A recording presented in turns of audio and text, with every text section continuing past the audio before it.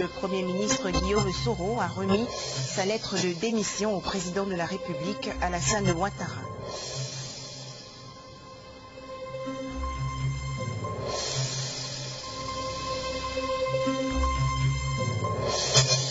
Le nord-est de l'Australie est en proie à des inondations, les catastrophes naturelles les plus graves qu'ait jamais connues le pays.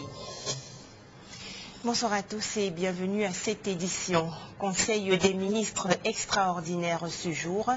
Le Premier ministre Guillaume Soro a remis sa lettre de démission au président de la République, Alassane Ouattara, qui l'a acceptée.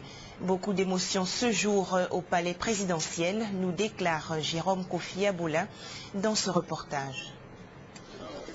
Il est parti du palais de la présidence. Le Premier ministre Guillaume Kibafori Soro, lui-même au volant de sa voiture, sans garde de corps, après avoir donné sa démission et celle du gouvernement ce jeudi 8 mars 2012.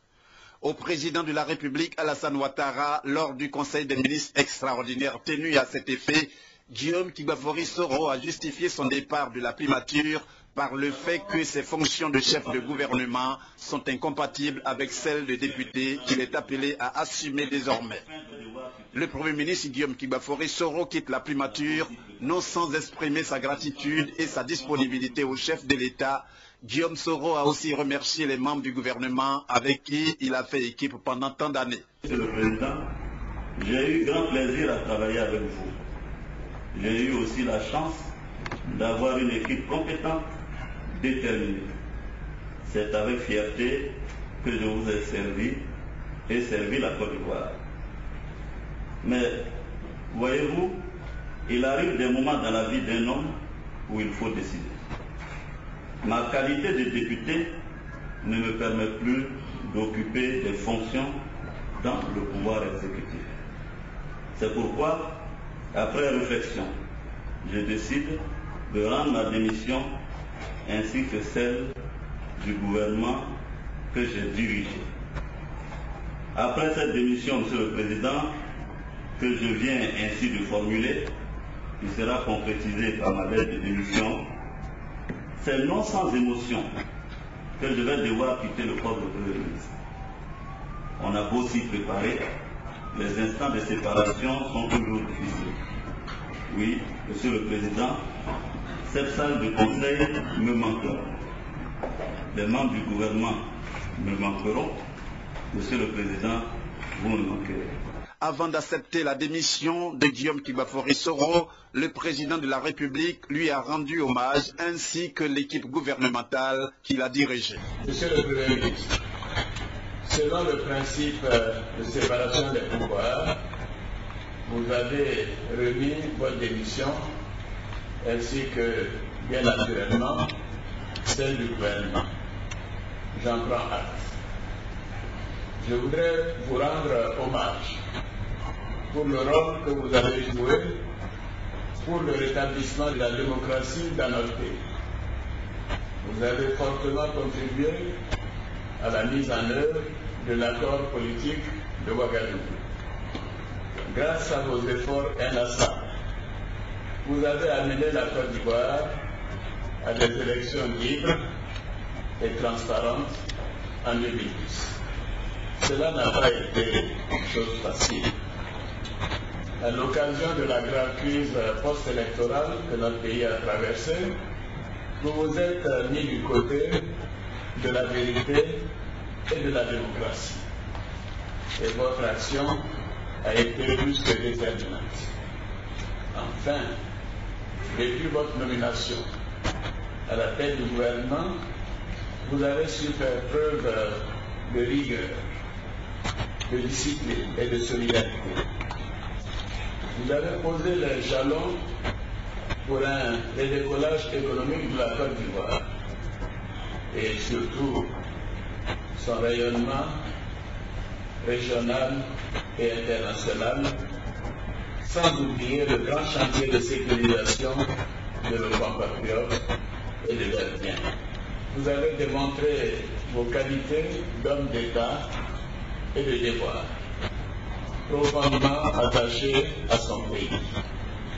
Je sais que la Côte d'Ivoire saura toujours compter sur vous, sur votre efficacité, votre engagement, votre patriotisme et votre loyauté pour approfondir la démocratie et apporter un mieux-être aux Ivoiriens. Mon cher jeune frère, messieurs les ministres d'État, mesdames et messieurs les ministres, je voudrais, à l'occasion de ce dernier Conseil des ministres, vous féliciter tous, chers frères et sœurs, pour le travail que vous avez accompli depuis la formation du gouvernement le 1er juin 2011. La tâche n'était pas facile au regard de la grave crise que notre pays a traversée. Mais vous avez su faire preuve de détermination et d'abnégation pour régler toute une série d'urgences et surtout apporter des réponses concrètes aux problèmes de nos concitoyens. La nation vous est reconnaissante. 4 ans en tant que ministre, 5 ans en tant que Premier ministre, à la suite de la signature de l'accord politique de Ouagadougou en mars 2007, Guillaume Kibafori-Soro, qui va maintenant exercer une carrière de député, totalise 9 années de fonction au gouvernement. Au terme de ce conseil des ministres extraordinaire, Guillaume Soro s'est prêté aux questions des journalistes. Nous vous proposons un extrait de sa déclaration. Je viens à l'instant de remettre à son Excellence le Président de la République ma démission de mes fonctions de Premier ministre, ministre de la Défense. En effet, la Commission électorale indépendante vient de proclamer dans le courant de la journée les résultats définitifs de l'élection législative, confirmant ainsi du coup ma qualité de député de la circonscription électorale de Ferkessé-Dougou commune. Aussi, voudrais-je d'emblée dire toute ma satisfaction face à l'excellent travail par toutes les institutions impliquées dans le processus électoral, mais aussi ma joie de noter que notre pays vient ainsi de franchir avec bonheur une étape essentielle dans notre quête commune de démocratie. Dès lors, il me revenait de tirer toutes les conséquences qu'induisent les règles du jeu démocratique. Ceci implique, de fait, le principe sacro-saint de la séparation des pouvoirs tel que l'a consacré notre Constitution. Vous l'aurez compris, cette situation, certes heureuse, entraîne cependant une incompatibilité entre mes fonctions précédentes au sein de l'exécutif et celles nouvelles au sein du législatif. En quittant ce jour mes fonctions de Premier ministre, ministre de la Défense, en accord et en harmonie avec son Excellence, Monsieur le Président de la République, mes premières pensées vont à l'endroit de ma famille, qui a tant souffert le martyre de mes longues absences et des frayeurs des tentatives d'assassinat dont j'ai régulièrement été l'objet, ainsi qu'à mes enfants que je n'ai pas eu le privilège de voir grandir, absorbés que j'étais par les lourdes charges du devoir. Mes pensées vont plus naturellement vers le peuple de Côte d'Ivoire, qui m'a honoré de sa confiance durant les 9 années où j'ai exercé au sein de l'exécutif, 4 ans en tant que ministre d'État, 5 ans en tant que Premier ministre. Toutes ces années ont été émaillées de joie, mais surtout de souffrance et de douleurs vives. Ensemble, nous avons payé un lourd tribut au combat pour la démocratie. À cet instant précis, je pense à tous mes proches, amis, mais surtout à tous ces valeureux citoyens anonymes qui ont perdu la vie sur le chemin de la liberté. Je m'incline respectueusement en leur mémoire. Je me permettrai ensuite de remercier le Président de la République, son Excellence Alassane Dramane Ouattara, et de lui traduire toute ma reconnaissance Sa confiance et son affection ne m'ont jamais fait défaut. Il m'a inculqué une autre vision de l'État et a forgé ma capacité à aborder les questions de développement du pays autrement. Je me dois de faire du reste une mention spéciale à mes compagnons et frères des forces nouvelles, MPCI, MPIGO, MJP, qui ont mené le juste et noble combat. Je remercie aussi toute la classe politique nationale et le président Bédié qui m'ont soutenu. Je veux aussi saluer tous les membres des gouvernements successifs, sans exclusion, que j'ai eu à diriger, ainsi que mes collaborateurs civils et militaires des différents cabinets. Des hommes et des femmes loyaux et compétents, sans lesquels je ne serais pas parvenu à accomplir ma tâche avec bonheur et fierté. Ce bilan si positif, au dire des citoyens avertis, est d'abord et avant tout leur œuvre. Je leur en suis reconnaissant. Il serait vaniteux et prétentieux d'évoquer le bilan positif de notre action sans me référer à Dieu qui a permis l'agencement heureux de notre destin, qui a permis à l'orphelin précoce que je suis de trouver ma voie sur ce chemin tortueux et périlleux de la vie. Je pense au miracle de l'accord politique de Ouagadougou. C'est le lieu de remercier le président de la République du Burkina, Blaise Compaoré, pour sa clairvoyance politique qui a favorisé la signature de cet accord. Cela a permis, par les audiences foraines, de sortir près de 700 000 personnes de l'anonymat administratif. Il nous a donné près de 6 millions de cartes d'identité, rétablissant ainsi la citoyenneté de nombreux compatriotes. Il a permis une élection transparente et démocratique et l'avènement d'un président dont la légitimité est incontestable. Mais surtout, ce combat a restitué la dignité à ces millions d'Ivoiriens qui s'étaient sentis humiliés et trahis par leur patrie toutes ces années durant. À tous, je dis merci pour les sacrifices consentis. Je ne serai pas complet si je ne fais pas mienne la sagesse qui dit qu'on ne peut servir sans nuire. Durant toutes ces années où j'ai eu à exercer au sommet de l'État, j'ai forcément contrarié certains compatriotes. Mes décisions ont pu nuire à d'autres. Je veux tout simplement demander pardon à la nation et à tous ceux qui ont souffert de ma gouvernance. Je prie Dieu pour qu'il trouve en ces petits mots simples, mais qui viennent du fond du cœur, l'apaisement. Je pars donc de la primature, le cœur léger, l'âme en paix, avec le sentiment du devoir bien accompli.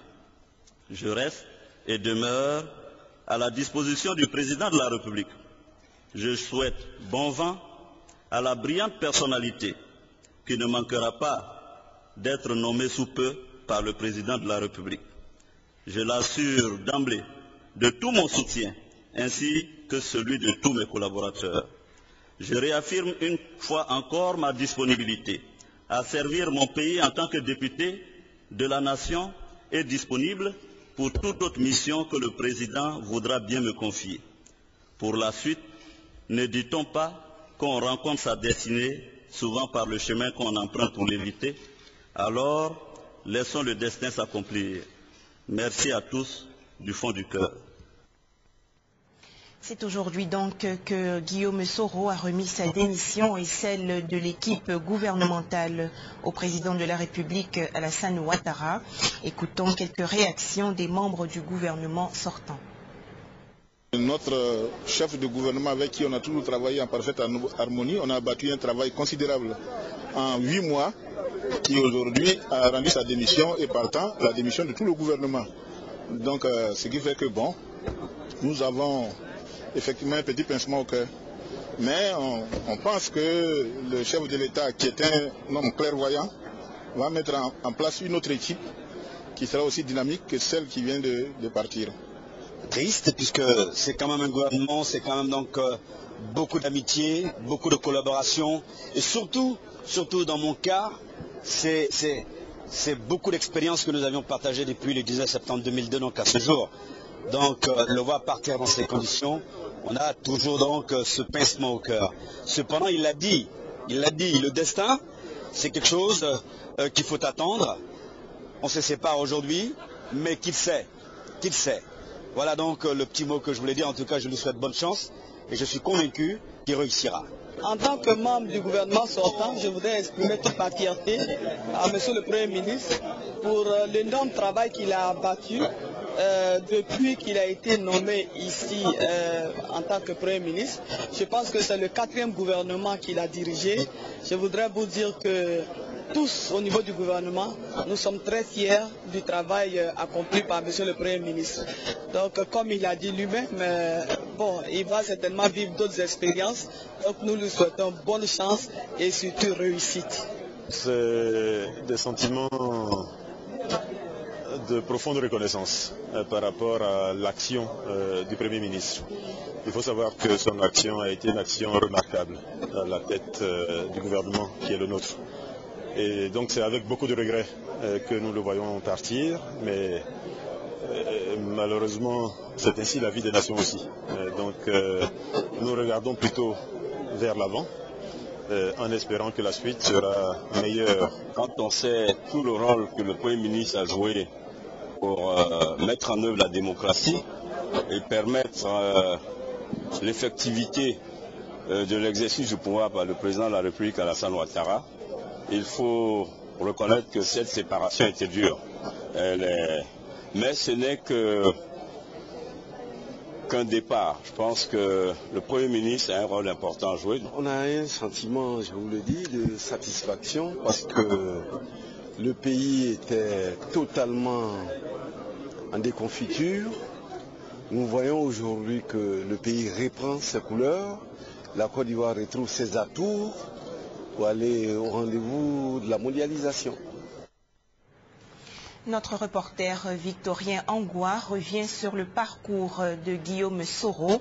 L'ex-premier ministre avait d'abord occupé les fonctions de fessiste, secrétaire général des Forces Nouvelles, ministre d'État et Premier ministre de Côte d'Ivoire. Le Premier ministre Guillaume Guibafori Soro est né le 8 mai 1972 à Kofi-Plé, sous-préfecture de Diawala dans le département de Ferkessédougou.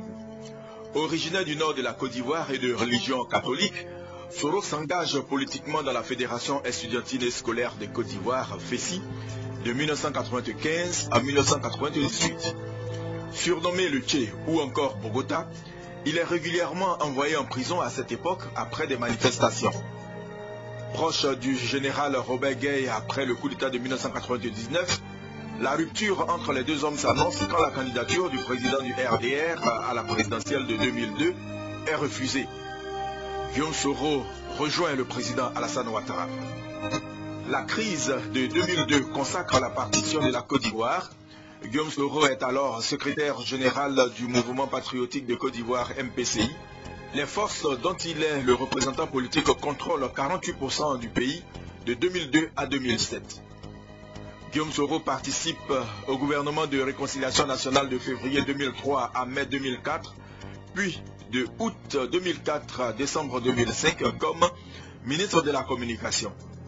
Le 28 décembre, il est nommé ministre d'État de la Reconstruction et de la Réinsertion dans le gouvernement Charles Konan Banny. La signature de l'accord politique de Ouagadougou offre aux forces nouvelles le poste de Premier ministre. Les forces nouvelles choisissent leur secrétaire général, Guillaume Soro, pour cette position le 26 mars 2007 et le président Gbagbo entérine la nomination en prenant un décret le 29 mars 2007. Le cabinet de Guillaume Soro met en place deux points clés de l'accord politique de Ouagadougou. La préparation d'élections devant se tenir dans 10 mois à compter de mars 2007, puis l'unification des forces armées des forces nouvelles FAFN et des forces armées nationales de Côte d'Ivoire FANCI. Le 4 décembre 2010, alors qu'éclate la controverse sur les résultats du deuxième tour de l'élection présidentielle du 28 novembre, Guillaume Soro remet sa démission au président Alassane Ouattara qui le reconnaît comme vainqueur légitime du second tour de l'élection. Le président Alassane Ouattara le reconduit dans ses fonctions de Premier ministre. Le Premier ministre Guillaume Soro forme alors son nouveau gouvernement le 6 décembre 2010 dans lequel Il détient également le portefeuille de la Défense. Son 4e gouvernement est formé le 1er juin 2011. À présent, l'agenda du chef de l'État. Le président de la République, Alassane Ouattara, a reçu ce jeudi, en fin de matinée, au palais présidentiel, le représentant spécial du secrétaire général des Nations Unies pour l'Afrique de l'Ouest, Saïd Djinnit. Le compte-rendu est signé Viviane Haïm. Le représentant spécial du secrétaire général de l'ONU pour l'Afrique de l'Ouest, Saïd Djinnit, était reçu en fin de matinée au palais présidentiel par le président de la République. Il était accompagné par le représentant spécial du secrétaire général de l'ONU en Côte d'Ivoire, Bert Koenders. Le responsable onusien pour l'Afrique de l'Ouest est venu échanger avec le chef de l'État en sa qualité de président en exercice de la CEDEAO sur la collaboration entre l'ONU et la CEDEAO pour lutter contre l'insécurité de plus en plus grandissante dans la région ouest-africaine. Je suis venu rencontrer le président Ouattara pour procéder à un échange de vues, évidemment en sa qualité de président de la CEDEAO, sur les problèmes dans la sous-région et pour lui redire toute la détermination des Nations Unies à travers les missions de paix établies dans l'Afrique de l'Ouest. Elles sont, comme vous savez, en Côte d'Ivoire, au Libéria, en Guinée-Bissau et en Sierra Leone. Et à travers le Bureau des Nations Unies pour l'Afrique de l'Ouest et à partir du siège, tout à fait déterminé à renforcer la collaboration avec la CEDEAO sur le nouveau leadership du nouveau président de la commission de la CEDEAO et du président de la CEDEAO. Et donc nous avons échangé sur les possibilités de renforcement de cette collaboration dans les différents domaines qui préoccupent le leadership de la communauté de l'Afrique de l'Ouest. Nous avons évidemment évoqué les questions de la crise au Sahel. Nous avons parlé des problèmes de la piraterie. Nous avons évoqué les questions de mouvements transfrontaliers illicites dans la région du fleuve Mano et notamment entre le Libéria et la Côte d'Ivoire. Nous avons évoqué d'autres problèmes qui affectent la stabilité de la sous-région, qu'il s'agisse du problème de la drogue et du crime organisé, du terrorisme, de la problématique des élections et de la sécurité. Et de ce point de vue, vous savez, la Côte d'Ivoire a appris une leçon qu'elle a la responsabilité, le devoir de partager et de voir au sein de la CEDEAO et au-delà, quelles sont les leçons à tirer de la crise ivoirienne et comment la CEDEAO peut mieux faire face à ce genre de crise à l'avenir pour assurer la paix, la tranquillité, la stabilité et surtout la consolidation de la démocratie dans l'espace CEDEAO. J'étais heureux de l'opportunité que m'a donnée son Excellence Monsieur le Président de la République en sa double capacité, y compris le Président de la CEDEAO, de me recevoir et d'évoquer avec moi toutes ces questions et des encouragements qu'il nous a donnés au renforcement de la collaboration entre les Nations Unies, la CEDEAO et les pays de la CEDEAO. Un communiqué dans cette édition, le secrétaire général de l'Assemblée nationale invite leur Excellence, messieurs les anciens présidents de la République de Côte d'Ivoire, messieurs les anciens premiers ministres, messieurs les anciens présidents d'institutions de la République de Côte d'Ivoire, messieurs les présidents d'institutions de la République de Côte d'Ivoire, messieurs les ministres non élus députés, leur Excellence, messieurs les ambassadeurs accrédités en Côte d'Ivoire, mesdames et messieurs les représentants des institutions internationales en Côte d'Ivoire, la hiérarchie militaire a participé à la séance inaugurale de la deuxième législature de la Deuxième République qui aura lieu à la Fondation Félix Houphouët-Boigny de Yamoussoukro le lundi 12 mars 2012 à partir de 10 heures précises. Aujourd'hui, jeudi 8 mars, c'est la journée internationale de la femme. La cérémonie officielle de cette célébration s'est déroulée ce jeudi à Abidjan en présence de la première dame de Côte d'Ivoire, Madame Dominique Ouattara, une occasion pour la ministre Goudou Kofi Raymonde de remettre de façon symbolique au chef de l'État ivoirien le livre blanc de ces 50 dernières années de la femme ivoirienne. Les détails avec Alexis Ouedraogo. Hommage et honneur à la femme ce jeudi 8 mars 2012 dans la capitale économique ivoirienne. Dans un temps à la fois solennel et coloré, dont seules les femmes ont le secret, l'édition 2012 de la Journée internationale de la femme a été célébrée en présence de la première dame de Côte d'Ivoire, Madame Dominique Ouattara. Au nom de toutes les femmes, le ministre Raymond Goudou Kofi a exprimé sa gratitude à la première dame ivoirienne pour ses actions en faveur de la mère et de l'enfant. Il me plaît de vous remercier au nom de cette frange très importante de la population ivoirienne, dont votre époux, le président de la République, le docteur Alassane Ouattara, m'en a confié la charge pour assurer leur promotion et leur épanouissement au sein de son gouvernement. Votre sensibilité dans la lutte pour un devenir meilleur des enfants et des familles de Côte d'Ivoire me fait dire que vous êtes la providence, que le ciel nous envoie après les années de turbulences et de perte de repères pour les familles, plus particulièrement pour les femmes de Côte d'Ivoire. Toujours à l'écoute des plus faibles et des plus défavorisés, vous avez décidé de vous impliquer dans la réorganisation des structures d'appui aux femmes du milieu rural. Ce sont des actes forts à l'endroit de la femme de façon générale et de la femme du milieu rural de façon particulière. Le ministre a annoncé l'édition d'un livre blanc retraçant l'histoire et le portrait de la femme ivoirienne, un outil qui se veut guide pour orienter le chef de l'État ivoirien dans sa politique de gestion des femmes. Et c'est le Premier ministre Guillaume Soro qui a reçu ce livre des mains du ministre Goudou, qui a à son tour remis à la Première Dame. Le Premier ministre a dédié sa dernière activité en qualité de chef du gouvernement aux femmes. Il leur a dit toute son admiration. Madame la Première Dame, vous vous inscrivez parfaitement dans la vision du président de la République, son Excellence Alassane Ouattara, qui fait de la question du genre et de la promotion de la femme un axe cardinal de sa gouvernance et de sa politique de développement.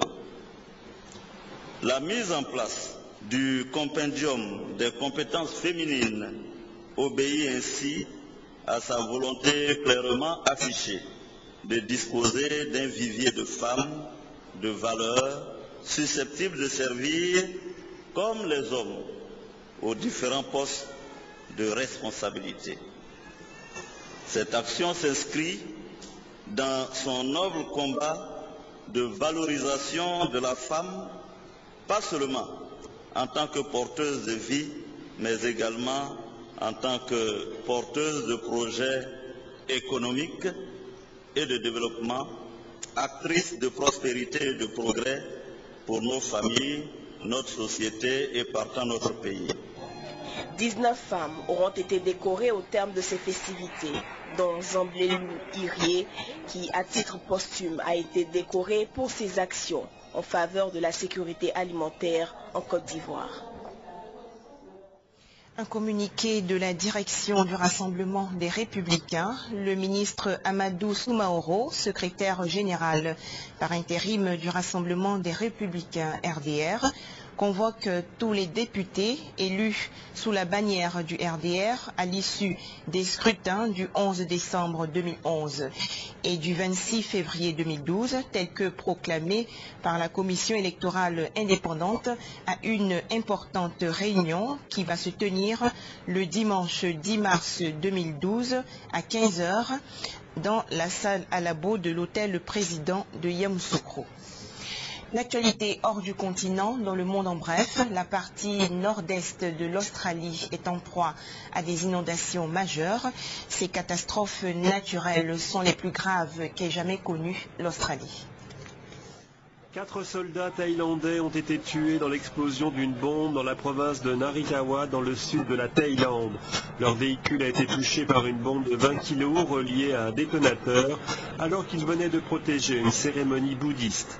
Les autorités soupçonnent des groupes séparatistes qui luttent depuis des années pour un État islamique à la frontière avec la Malaisie.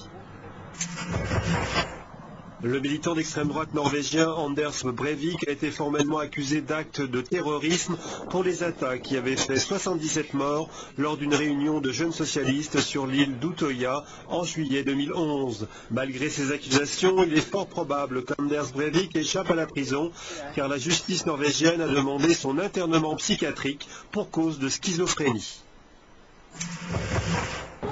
Un juge de la Cour suprême du Mexique a proposé la libération de la Française Florence Cassé, condamnée à 60 ans de prison pour enlèvement.